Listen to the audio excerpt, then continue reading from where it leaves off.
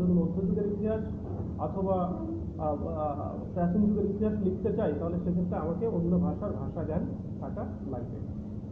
এবং ইতিহাসটা আসলে আমরা যেভাবে বলি সেটা অনেকটা তাই, যে তথ্যের কথা আমরা বলেছি, তথ্য সবচেয়ে গুরুত্বপূর্ণ, কিন্তু তথ্য ইতিহাস না। ইতিহাস হচ্ছে তথ্যের যে যাচাই বাছাই করার পরে যেটা সংগ্রহ করা হয় সেটি ইতিহাসের অংশ, কিন্তু ইতিহাস হচ্ছে সেই তথ্যের বিশ্লেষণ। আরো যদি আমরা বড় করে বলি, এবং তথ্য হচ্ছে একজন ইতিহাসবিদের কাছে পবিত্র জিনিস, একেবারে পবিত্র।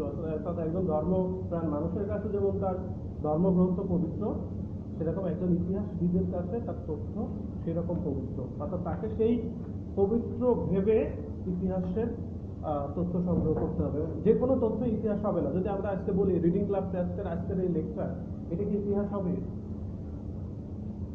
কি মনে হয়, এটা কি ইতিহাস হবে কিনা? এটা গুরুত্বপূর্ণ একটা প্রশ্ন, কারণ আমরা একটা জায়গায় দাঁড়িয়ে আছি, একটা সময়ে দাঁড়িয়ে আছি, এবং সেই সময়ে আমরা একটা আয়োজন করেছি, এবং সেই আয়োজনে আমরা কথা বলছি, কিন্তু সেটা ইতিহাস কিনা? এটা ইতিহাসের বিবেচনায় এটা ইতিহাস না, আবার এটা ইতিহাস, দুটাই। কিভাবে? সেটা হচ্ছে যদি আমরা বিশ্ব ইতিহাসের প্রেক্ষাপটে দেখি বা বড় প্রেক্ষাপটে দেখি, আমরা কনটেক্সট খুব গুরুত্বপূর্ণ।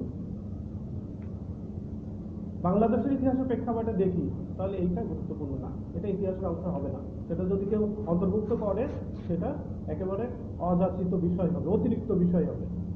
কিন্তু এটা ইতিহাস হবে যদি কেউ রিডিং ক্লাব টেস্টের ইতিহাস লিখে, তাহলে এটা ইতিহাসের অংশ। এবং আজকের যে সেশন, এই সেশনকে বাদ দিয়েছে রিডিং ক্লাব টেস্টের ইতিহাস লিখতে পারবে না। সেক্ষেত্রে ইতিহাস যিনি লিখবেন, তিনি কি বিষয়ের ইতিহাস লিখছেন, কোন প্রেক্ষাপটে লিখছেন, সেই প্রেক্ষাপটের উপর নির্ভর করে ইতিহাসের যে তথ্য সেটি গুরুত্বপূর্ণ কি গুরুত্বপূর্ণ না সেটা বিবেচনা হবে। অর্থাৎ রিডিং ক্লাব টেস্টের ইতিহাস লিখতে যে যদি আজকে বাংলাদেশে সারাদিন কি ঘটেছে কেউ সেটা লেখে, তাহলে রাষ্ট্রীয় গুরুত্বপূর্ণ বিষয়, বাংলাদেশের প্রধানমন্ত্রী ভারত সফর করছেন, সেটা নিশ্চয়ই গুরুত্বপূর্ণ বিষয় বাংলাদেশের ইতিহাসের ক্ষেত্রে, রিডিং ক্লাব টেস্টের ইতিহাস লেখার ক্ষেত্রে গুরুত্বপূর্ণ না। বা ইতিহাসবিদ যারা, তাদের এই বিষয়গুলো বিবেচনা থাকা দরকার। ইতিহাসকে বলা হচ্ছে অনেকটা, যিনি ইতিহাসবিদ তিনি অনেকটা নথি সংগ্রহ করে সেই নথিগুলোর তথ্যপত্র বিশ্লেষণ করে লেখেন। এখন সেই তথ্যগুলো তিনি যে জায়গাগুলো থেকে সংগ্রহ করবেন, অর্থাৎ আপনি যেরকম মশলা ব্যবহার করবেন আপনার খাবারের স্বাদ সেরকমই হবে। অর্থাৎ আপনি ইতিহাসের জন্য যেরকম উৎস ব্যবহার করবেন, আপনার বিশ্লেষণ এবং ইতিহাসের পরিণতি সেরকম হবে। এবং কি ধরনের উৎস আপনি ব্যবহার করবেন সেটা আপনার নিজের পছন্দের উপর নির্ভর করে না। যদি কেউ সেটা করে তাহলে সেটা ইতিহাস না।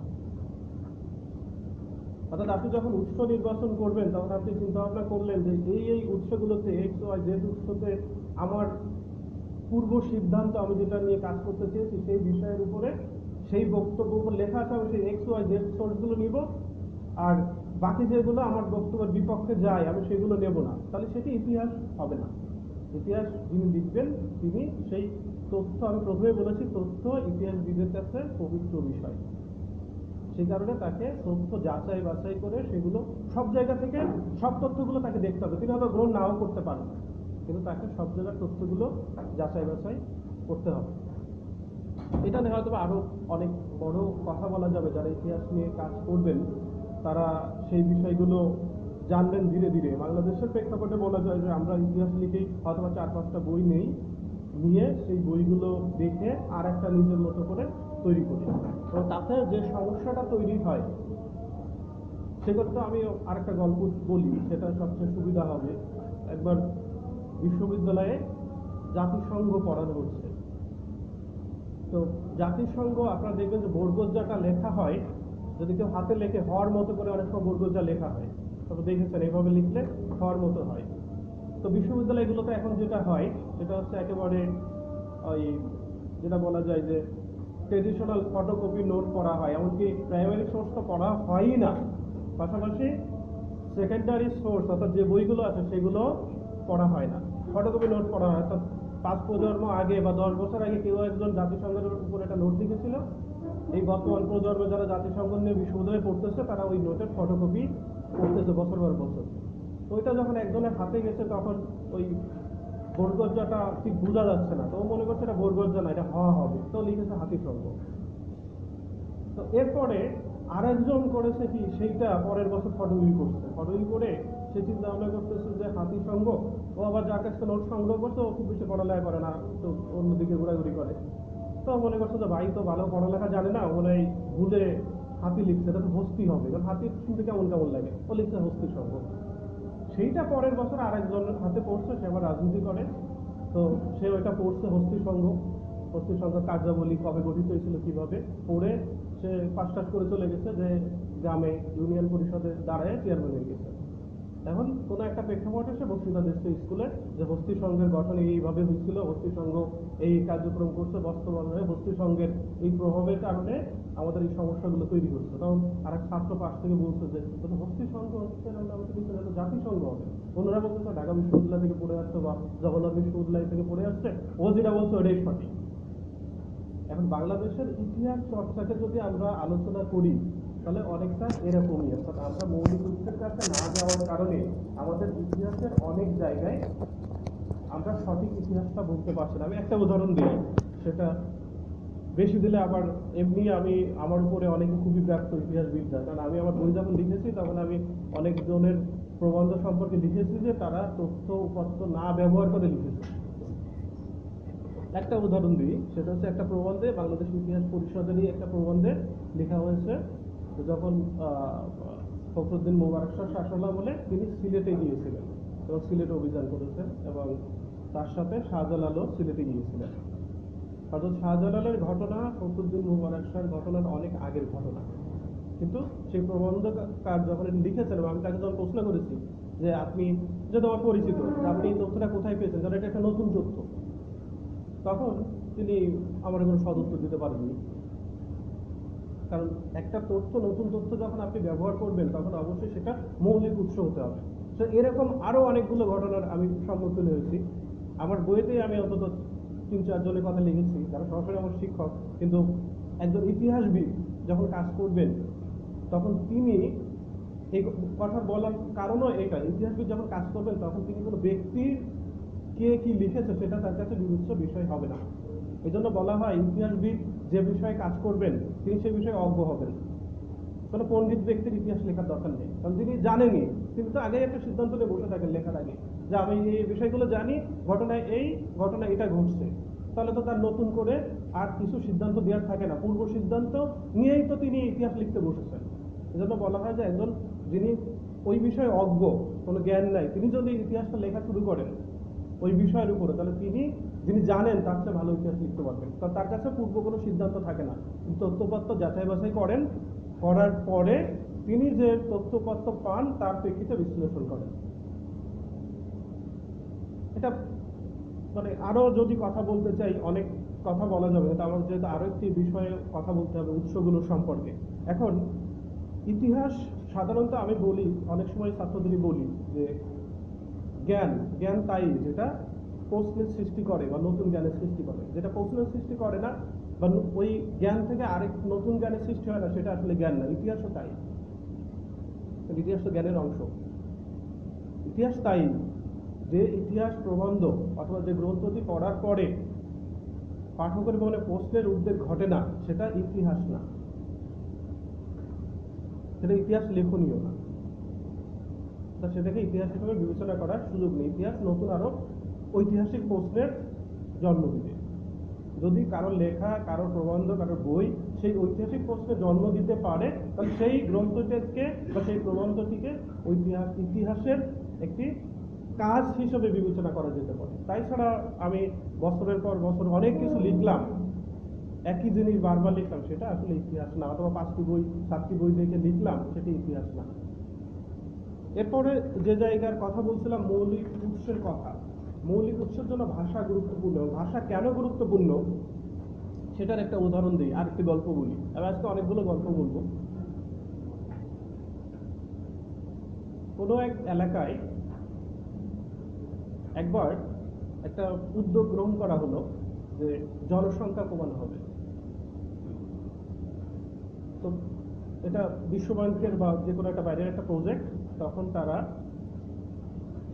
ওই এলাকায় কিছু বিলবোর্ড তৈরি করলো এবং সে বিলবোর্ডে লেখা থাকলো ছোট পরিবার সুখী পরিবার, এবং কিছু লিফলেট বিতরণ করলো, বা যেভাবে প্রচারণা চালায় তাদের প্রজেক্টের জন্য সেভাবে তারা প্রচারণা চালায়। 5 বছর পরে সেই জায়গায় একটা জরিপ চালানো হলো যে আসলে জনসংখ্যা কমেছে কিনা। তখন দেখা গেল যে সেই জায়গায় জনসংখ্যা কমেনি, বরং দ্বিগুণ হয়েছে। দ্বিতীয়ত আরো 2টা সমস্যা দেখা যাচ্ছে। একটা হচ্ছে মাতৃমৃত্যু এবং শিশু মৃত্যুর হার বেড়ে গেছে, আরেকটা হচ্ছে বাল্য বিবাহ বেড়ে গেছে। তখন তো যারা এই প্রজেক্টটা নিয়েছিল তারা খুব চিন্তায় পড়ে গেল যে আমরা উদ্যোগ নিলাম জনসংখ্যা কমানো, জনসংখ্যা তো কমেনি, সাথে সাথে আরো 2টা অতিরিক্ত সমস্যা দেখা দিচ্ছে। তখন তারা এটা যাচাই বাছাই করে দেখলো যে আসলে তারা যে বিলবোর্ডে লিখেছে ছোট পরিবার সুখী পরিবার, এলাকায় পরিবার বলতে মনে করে হচ্ছে বউ, স্ত্রীকে মনে করে পরিবার। যখন এই বিষয়টা জনগণের মাঝে গেছে তারা মনে করছে স্ত্রীর বয়স যত ছোট হবে তত পরিবার সুখী হবে। সেই কারণে বাল্য বিয়ের সংখ্যা বেড়ে গেছে, কারণ ছোট মেয়েদের আগে যে বয়সে বিয়ে হতো তার চেয়ে কম বয়সে বিয়ে হচ্ছে। দ্বিতীয়ত ছোট মেয়ে বিয়ে হলে মাতৃমৃত্যুর হার বাড়বে, সাথে শিশুর জন্মের হার বেড়ে গেছে এবং শিশু মৃত্যুর হার বেড়ে গেছে, কারণ মায়ের তো সেই এজ হয়নি যে সে সন্তান ধারণ করতে পারবে। অর্থাৎ শব্দ এবং ভাষা গুরুত্বপূর্ণ, এবং সেটা গুরুত্বপূর্ণ ইতিহাসের ক্ষেত্রেও। অর্থাৎ ইতিহাসের ভাষা জ্ঞান যদি না থাকে, ইতিহাসের প্রতিটি শব্দ, প্রতিটি বাক্য না, প্রতিটি শব্দ ইতিহাস বলে।